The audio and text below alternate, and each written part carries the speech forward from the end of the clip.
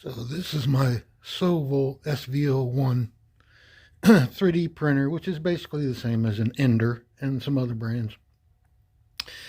I've had it for years, and it's been printing great for years.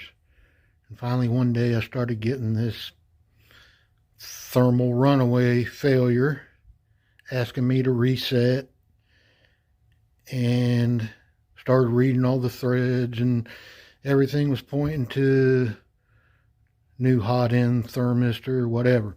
So I bought a new hot end, and the wires were too short, so I soldered it in there, turned it back on, and I still got the same alarm. So I did some more investigating, and other people had said to check the power supply and some other things, and so I got my meter out, checked the power supply, it was all good, and came down here and tugged on the heater wires to make sure they were connected good, they didn't move. Checked the plug on the thermistor, it seemed to be all right.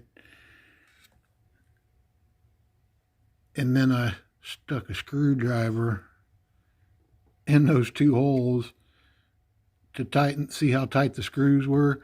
And even though I couldn't pull the wires out, the screws were incredibly loose. They were barely making contact with the wire, I'm sure. All I had to do was tighten those two screws up.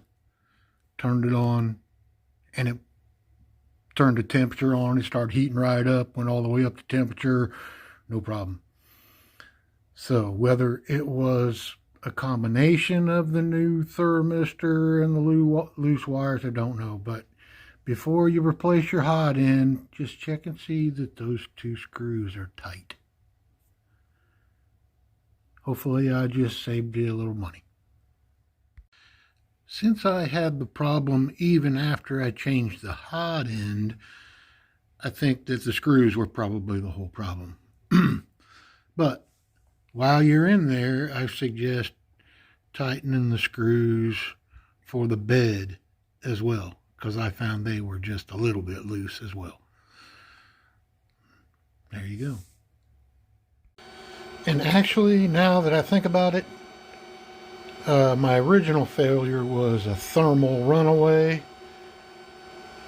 and that was obviously fixed by the new hot end.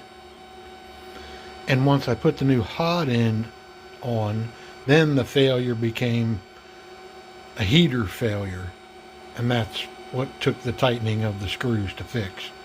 So it was the combination of the two. I forgot, my first failure was a thermal runaway. So that definitely is a thermistor issue.